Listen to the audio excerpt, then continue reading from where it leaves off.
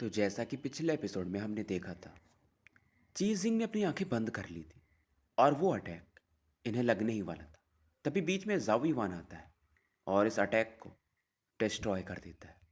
अब आगे चीजिंग एकदम शांत हो जाती है और ऐसा चिल्ला पड़ती है फिर कि जाओ जाओ युवान तुम। और ये सरप्राइज थी कि जाओ युवान अभी मरा नहीं है, क्योंकि सभी को यही लग रहा था कि वो मर चुका होगा। और अब ये फील करती है कि जाओ युवान मानो एक बॉटमलेस पिट के समान हो। यानी इसका था ही नहीं पता चल रहा था कि ये कितना ज़्यादा पावरफुल है। इवन जो थर्ड लॉर्ड ओमेन स्टेज के बंदे थे फाइव हेवंस में, वो भी जाविवान की तरफ देख रहे थे, क्योंकि टाइग्जुआन का जो अटैक था उसे कोई भी इनमें से डिस्ट्रॉय नहीं कर सकता था।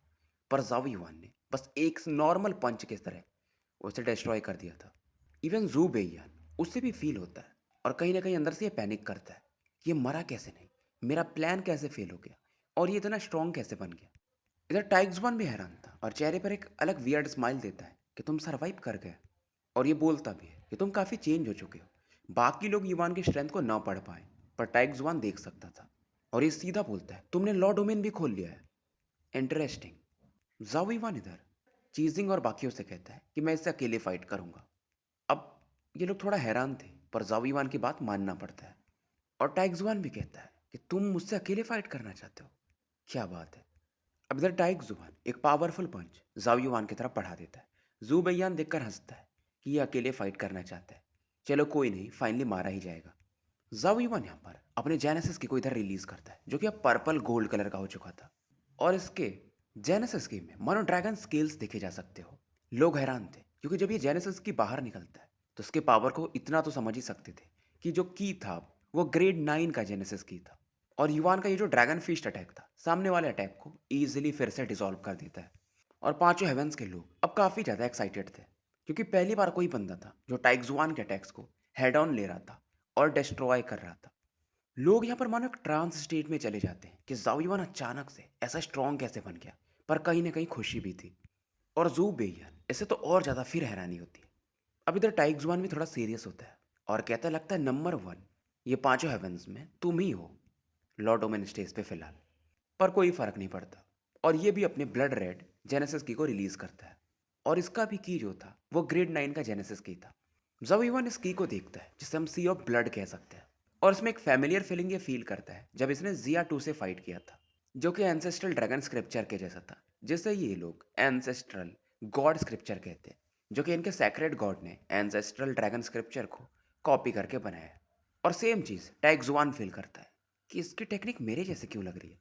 बट इसे क्या पता कि जावियान की टेक्निक ओरिजिनल है और इसकी कॉपीड है। और टैक्सुआन बोलता है मुझे नहीं पता तुम हमारे जैसी टेक्निक कहाँ से सीखे, पर कोई नहीं, तुम्हें मारने के बाद ये टेक्निक भी तुम्हारी गायब हो जाएगी। और तुरंत ही अब ये अपना लॉ डोमेन रिलीज करता है, जिसे the great blood God law domain कहते हैं। और ये कहता है कि तुम्हें अब मर जाना चाहिए। बड़ी बात है कि मैंने तुम्हारे लिए मेरा लॉ डोमेन एक्टिवेट कर दिया है। अब जाविवान भी हंसता है कि मैं भी तुम्हें मेरा नया लॉ डोमेन दिखाना चाहूंगा। जाविवान भी अपने लॉ डोमेन को रिलीज करता है, जहां पर ड्रैगन रोर्स को सुना जा सकता था, और इसे सैक्रेड ड्रैगन लॉ डोमेन कहते हैं। और कहता है इसको टेस्ट करो। अब दोनों के लॉ डोमेन पावर एक दूसरे से कोलाइड करते हैं और पूरा आसपास का स्पेस यहाँ पर हिलने लगा था। अब जो लॉ डोमेन का पावर होता है नॉर्मल लोगों पे तो अप्लाई होता है, पर जाओ युवान लोगों को ये लगता है कि मानो ये फर्स्ट लॉ डोमेन स्टेज पे है, पर थर्ड लॉ डोमेन स्टेज से भी ज़्यादा पावरफुल है। एक्चुअल पावर अभी किसी को नहीं पता है। इधर टाइग जुआन यहाँ पर endless sea of blood attack use करता है। ये टाइग जुआन का एक किलिंग मूव में से एक था, और जाविवान भी मानता है इसका लॉ डोमेन का पावर काफी टिरानिकल है। अच्छा हुआ कि इसने ब्रेक थ्रू कर लिया है और इसके पास भी लॉ डोमेन है। अब जाओ युवान अपने लॉ डोमेन में से, जैसा कि सैक्रेड लॉ डोमेन कहते हैं, उसका एक पावर यूज करता है, डिवाइन सैक्रेड सी। और ये पावर उस ब्लड ऑफ सी से जाके टकराता है।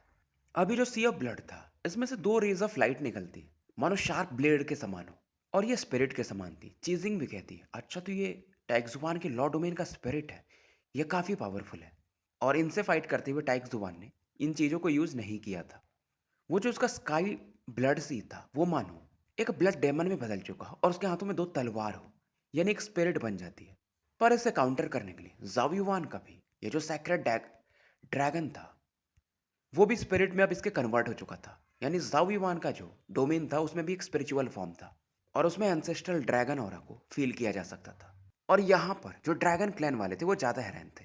ऐसा कहा जाता है कि जब एंसेस्ट्रल ड्रैगन ने बहुत सी चीज़ें बनाई दुनिया में, तो 2 ड्रैगनों का जन्म भी हुआ था। एक इनके क्लैन का एंसेस्टर था शायद, जिसे मिस्टिकल ड्रैगन क्लैन कहते हैं।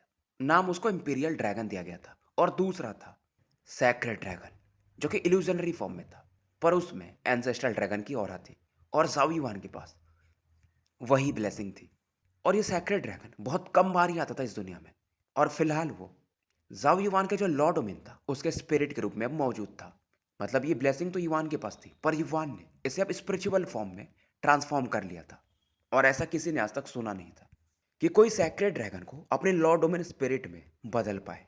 चीजिंग तो समझ चुकी थी कि वू याओ के पास जो थोड़ा बहुत अंश बचा हुआ था सैक्रेड ड्रैगन का, वो युवान को मिल चुका है। अब इधर वो जो अटैक आता है इमॉर्टल डेमन का, जो स्काई ब्लड डेमन था, उसे ज़ाओ युवान अपने सैक्रेड ड्रैगन रोर से ही डिस्ट्रॉय कर देता है। यहाँ पर बस एक ड्रैगन ब्रेथ और ब्लड डेमन डिस्ट्रॉय हो चुका था। सैक्रेड ड्रैगन का पावर सच में काफी टेरिफाइंग था।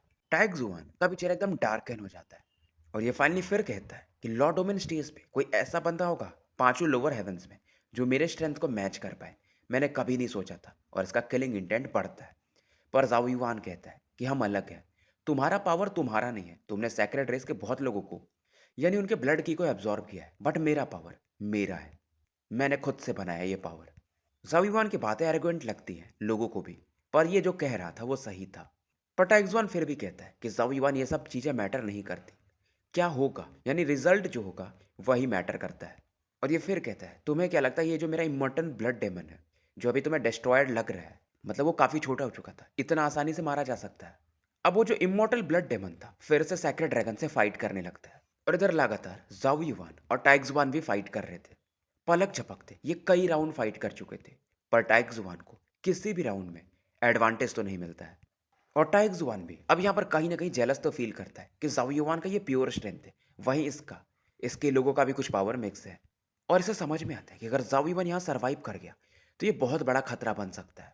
और जब ये कुछ चीज़ें डिसाइड करता है और टाइग्सवान अपने स्पेयर को निकालता है, जो कि इसका एक सैक्रेड जेनेसिस वेपन था। और इसका जो सी ऑफ ब्लड का औरत था ये उसमें पूरा मर्ज करने लगता है। जाओ युवान देखता है और ये अपने ब्लैक ब्रश यानी कि युवान ब्रश को बाहर निकालता है। और युवान ब्रश के 8 जेनेसिस रून्स यहाँ पर चमकते हैं। और इंटेंसिटी पहले से भी ज़्यादा थी क्योंकि युवान इसकी पावर को अब लगभग फुल पावर तक यूज़ कर पा रहा था। अगर 9th रून भी होता तो बात अलग होती। अब युवान का युवान ब्रश और सामने वाले बंदे का वो जो ब्रॉन्ज स्पीयर था भाला एक दूसरे से टकराते हैं।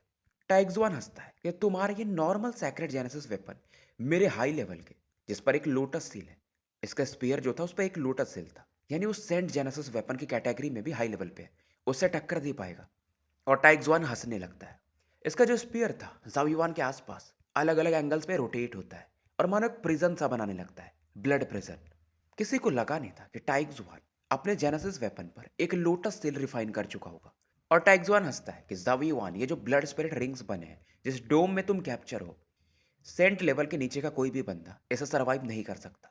लेकिन टेंशन मत लो, तुम्हारा ब्लड वेस्ट नहीं होगा, मैं उसे भी एब्जॉर्ब कर लूंगा। ज़ाविवान इस ब्लड डोम के अंदर फंसा था और ये फील करता है कोरोसिव पावर, क्योंकि उसमें लोटस पावर मिक्स था, लोटस सील।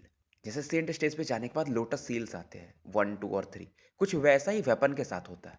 पर ज़ाविवान इस बैरियर को पढ़ता है और इसे समझ में आता है कि ये लोटस सील ये टाइग्जुवान ने खुद नहीं बनाया है, ये इसके कोई सेक्रेट रेस के कोई सेंट एक्सपर्ट ने बनाया, तो ये कंप्लीट लोटस सील नहीं है। टैक्सवान को समझता है कि जाविवान को पता चल गया है, पर उसे फर्क नहीं पड़ता है कि तुम इसे भी तोड़ नहीं सकते। जाविवान युवान ब्रश पे फोकस था और अपना हल्का सा ब्लडी ऑरा इसमें मिक्स करता है। और ये कहता है हालांकि किसी सेंट ने मुझे लोटस सील अभी तक नहीं दिया मेरे वेपन पे, पर मैं खुद से बना सकता हूँ। तुम्हारा ये एंसेस्ट्रल ड्रैगन स्क्रिप्चर का लो वर्जन मेरे सामने टिकेगा। और युवान अब बोलता है the Galaxy sky sacred dragon की, यानी ग्रेड 9 के की को हम द गैलेक्सी सेक्रेड ड्रैगन की कहते हैं। और दूसरा उसमें एक आर्ट था, the art of rising dragon seizes heaven. और एक लाइट निकलती है मानो सन के समान हो, और ये जो ब्लड रिंग्स थी उन्हें यह डिस्ट्रॉय करने लगती है। टाइग्सवान को समझ में नहीं आता कि वो ब्लैक ब्रश जो उस बंदे के पास है उस पर लोटस सील तो नहीं है, ये ऐसा कैसे कर पा रहा है। और इस समय ब्रश के टिप पर एक हल्का सा गोल्डन लोटस सील देखा जा सकता था, जो कि युवान ने अभी बनाया था। हालांकि ये टेम्पररी था पर काम के लायक था, क्योंकि नॉर्मली लोटस सील सेंट्स ही बना सकते हैं। अब टाइग्सवान यहाँ पर एक दूसरा पावर यूज करता है, the Yama door of the blood seal. बीच में बहुत सारे ये बैरियर्स बनाते जाता है, पर युवान ब्रस को फ़र्क नहीं पड़ता है। इसके भी ईगो पर बात आ चुकी थी कि ये सब वेपन्स मेरे सामने बोल रहे हैं। पहले के समय में टॉप लेवल का सेंट जेनेसिस वेपन हुआ करता था, और जो भी बैरियर बनाता है, युवान ब्रस उन्हें डिस्ट्रॉय करते जाता है।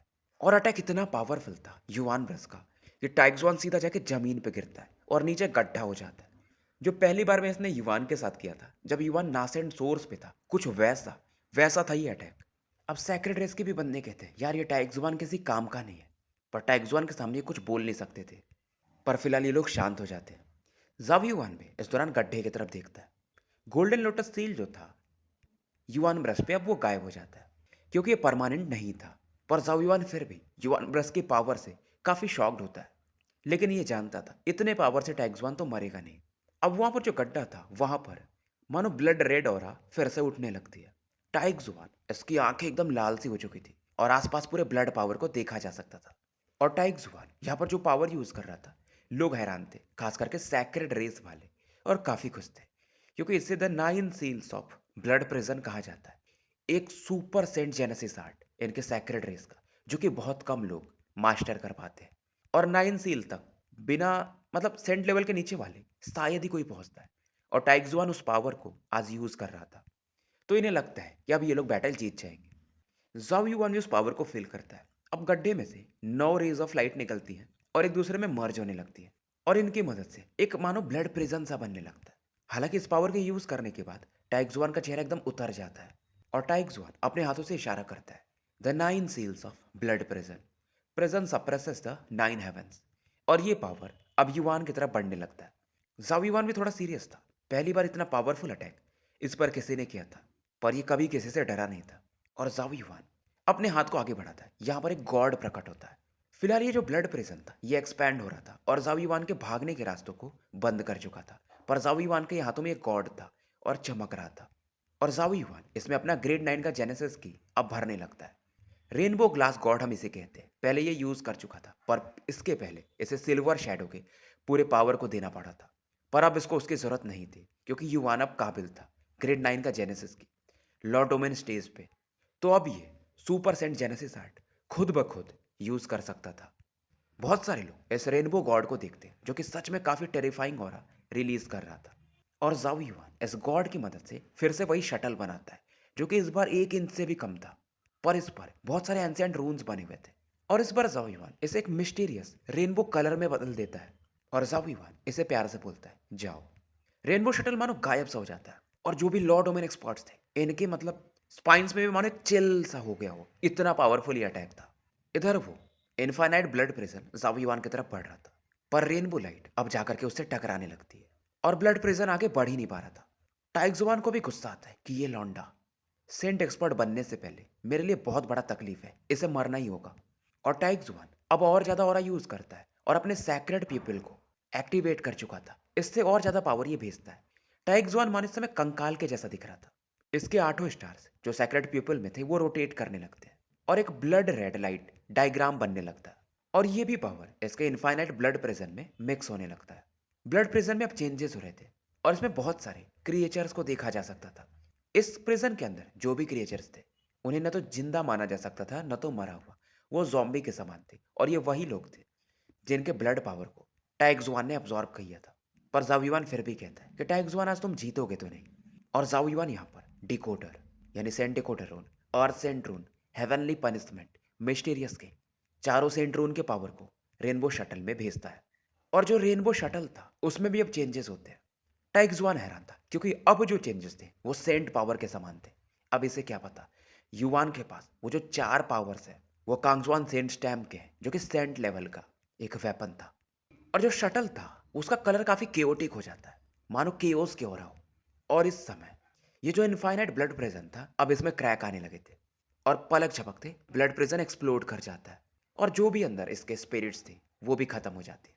अब क्योंकि ब्लड प्रिजन में इसने पूरा पावर यूज किया था, तो टैक्सुआन यहाँ पर खून की उल्टी करने लगता है। टैक्सुआन अब पीछे भागने लगता है क्योंकि वो सटल इसका पीछा करता है। इस दौरान ये अपने स्पेयर को भी बाहर निकाल लेता है और इसे मालूम था इसका ये जो वेपन है, अब इसका जो लोटस सीलो है वो गायब हो चुका है, तो ये भी कुछ नहीं कर सकता। तो ये इसका सैक्रेड जेनेसिस वेपन था, पर इससे भी ये एक्सप्लोड करवा देता है ताकि ये बच सके।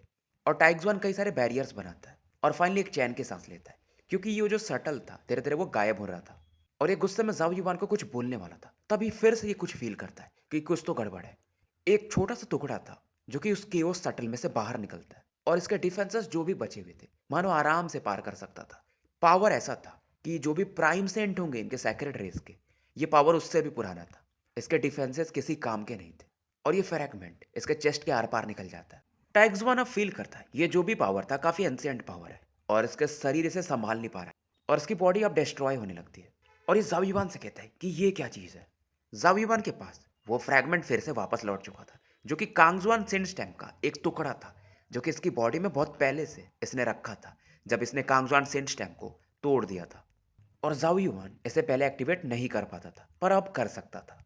और ज़ाओ युआन हँसता है कि लगता है तुम जो सेंट स्टेज पे जाना चाहते थे, मेरे पावर को भी एब्ज़ॉर्ब करके, वो तुम्हें मौका नहीं मिल पाएगा। सैक्रेड रेस वाले भी यहाँ पर हैरान थे कि ऐसा कैसे हो गया? मतलब बैटल बदल चुका था, टाइग्स वन हार चुका था।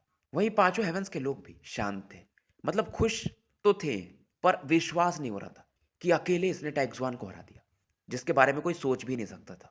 और सभी एक साथ कहते हैं कि ये बंदा सेंट तो बनने वाला है फ्यूचर में। चीजिंग काफ़ी खुश थी और ज़ाविवान से जब पहली बार मिली थी तो इन्हें याद आता वो दिन कि ये लड़का डिवाइन ड्वेलिंग पे था, बहुत छोटा था और इसको दुनियादारी उतनी पता नहीं थी। पर कुछ ही समय में, कुछ ही सालों में ये इस लेवल पे पहुंच चुका था। जू बेयान तो जेलसी फील करता है और कहीं ना कहीं डर भी रहा था कि इसने जो किया था ज़ाविवान के साथ उसे पता तो कहीं ना कहीं हो भी सकता है, तो इसका क्या होगा। और ये अपना दिमाग बना चुका था कि जैसे ये सब चीज़ें खत्म होंगी ये अपने तीनों मास्टर्स के पास वापस लौट जाएगा और सेंट स्टेज में ब्रेक थ्रू की कोशिश करेगा। इधर ज़ाओ युआन अभी भी टाइग्स-वन की तरफ देखता है।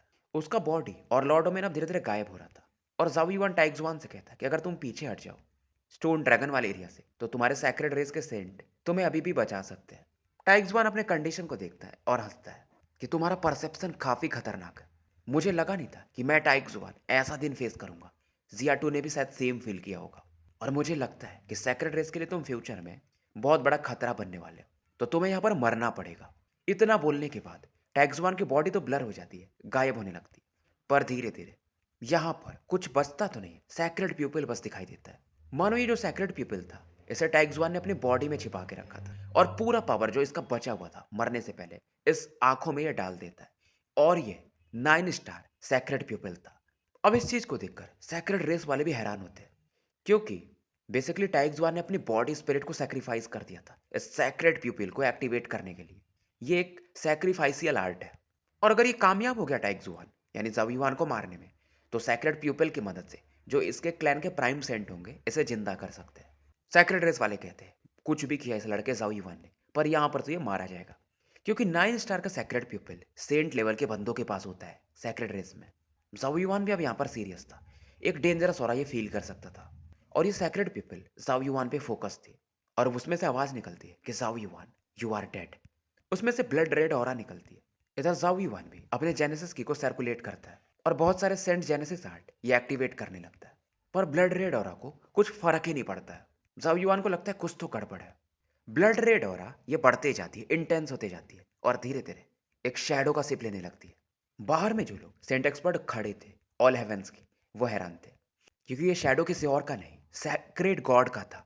और जिन लोगों कहते हैं कि लेकिन फिर भी यार 9 स्टार का सैक्रेड प्यूपिल सैक्रेड गॉड के शैडो को कैसे बुला सकता है, लगता है वहाँ के किसी प्राइम सेंट ने कुछ ऐसा किया है। ये लोग मानेंगे नहीं, मतलब सैक्रेड रेस वाले। हालांकि बस ये शैडो था, पर फिर भी इसमें एक सेंट पावर मिक्स था और ज़ाविवान इसे रोक नहीं सकता था, क्योंकि वो लॉर्ड ओमिन स्टेज पे है। सेंट्स वगैरह डिस्कस करते हैं कि करना क्या है। जिन लोगों तुरंत ही कहते हैं तैयार रहो। इधर जो बाकी लोग थे अंदर में लॉर्ड ओमेन स्टेज वाले, वो तो बोलते यार ये चीटिंग है, मतलब ये लोग कुछ भी कर सकते हैं सैक्रेड रेस वाले बैटल जीतने के लिए। ज़ाविवान देखता है पर इसे फर्क नहीं पड़ता है और ये बोलता है मेरे पास इससे भी अच्छा ट्रम्प कार्ड है। अब ये अपनी उंगलियों को आगे बढ़ाता है जो चमकने लगती है। इसमें इसका जेनेसिस की का तो पावर था और साथ में स्पिरिचुअल पावर भी ये मिक्स करता है और ये पावर पूरे स्पेस में मानो एक मिस्टीरियस अवशेष जैसा यानी ट्रेस छोड़ने लगता है। मानो एक एंशिएंट और मिस्टीरियस रून ज़ाविवान बना रहा हो, जो कि सेंट भी ना बना सकते हो। और ज़ाविवान लगातार इस पावर को पूरे यहाँ के एरिया में फैलाने लगता है और फाइनली ये एंशिएंट रून कंप्लीट हो जाता है। इधर वो जो शैडो था सैक्रेड गॉड का, वो एक पाम अटैक करता है और बीच में जो भी चीज़ें आ रही थी वो ख़त्म होती जाती है। एंशिएंट रून भी इधर गायब हो जाता है और जाओ युआन कहता है कि शैडो ऑफ सैक्रेड गॉड, फिर उससे मुझे कोई फर्क नहीं पड़ता। ये जो जगह है जहाँ पर हम खड़े हैं, ये एंसेस्ट्रल ड्रैगन की ज़मीन है और यहाँ पर एक शैडो अपना पावर दिखाएगा। जैसे जाओ युआन ये बातें बोलता है, पूरा ये जो डोमेन था स्टोन ड्रैगन का वो हिलने लगता है। इवन सेंट वगैरह भी बाहर में जो खड़े थे वो हैरान हो जाते हैं, क्योंकि ये जो स्टोन ड्रैगन था इसकी आंखें खुल जाती है और ये अपना मुंह खोलता है और उसमें से एक एंशिएंट ड्रैगन का रोर निकलता है, दहाड़। मानो पूरा स्पेस और टाइम यहाँ पर फ्रीज हो गया हो। एक सुप्रीम पावर सीधा अपना ये अटैक वो सैक्रेड गॉड के शैडो की तरफ बढ़ाता है। बेसिकली ये जो पावर था एंसेस्ट्रल ड्रैगन के विल का था। कोलिजन होता है पर ऐसा शॉकवेव नहीं फैलता है, धीरे धीरे वो सैक्रेड गॉड का जो फैंटेजम था, शैडो था, वो गायब हो जाता है। सेंट्स वगैरह इसलिए हैरान थे क्योंकि जाविवान ने एंसेस्ट्रल ड्रैगन के विल को यूज कर लिया था, जो कि बहुत बड़ी बात है। सैक्रेड गॉड तो यहाँ पर गायब हो चुके थे, जिन वो इधर कहते हैं। शायद वो सैक्रेड गॉड का यहाँ पर फैंटेजम था जिसकी वजह से जाविवान ये करने में कामयाब हो पाया था। बट फिर भी ऐसा कर पाना इस लेवल पे बहुत मुश्किल माना जाता है। पर ऐसा इसलिए हो पाया था क्योंकि जिन लोगों ने भी यहाँ पर एक प्राइम डिवाइन रून था यहाँ पर पहले से छोड़ा था, इसीलिए वो पावर इकट्ठा हो पाया था और वो पावर भी एंसेस्ट्रल ड्रैगन से रिलेटेड था। लोग हैरान थे कि जाविवान ने ये भी डिस्ट्रॉय कर दिया, यार ये बंदा क्या कर नहीं सकता है सैक्रेड गॉड के फैंटेजम जो कि सेंट लेवल हो उससे हराना।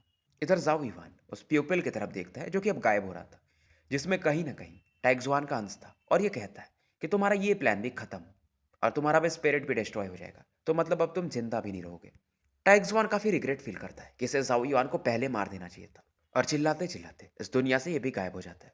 और सबसे ज्यादा यहाँ पर हैरानी अगर किसी को थी तो वो था जू पेयान। इधर चीजिंग आती है जाविवान के पास और काफी खुश थे। अभी जाविवान सभी को तुरंत बोलता है कि अभी टाइम रिलैक्स करने का नहीं है, सभी लोग अटैक करो, सैक्रेड रेस को हमें यहाँ से निकालना पड़ेगा, तब जाके विक्ट्री हमारी होगी। और सभी लोग अब इसकी बात मानते हैं, चाहे वो थर्ड लॉर्ड डोमेन स्टेज पे हो तो भी, क्योंकि अब विक्ट्री इन्हीं की थी। तो स्टोरी यहीं समाप्त करते हैं, मिलते हैं फिर कल एक नए वीडियो के साथ।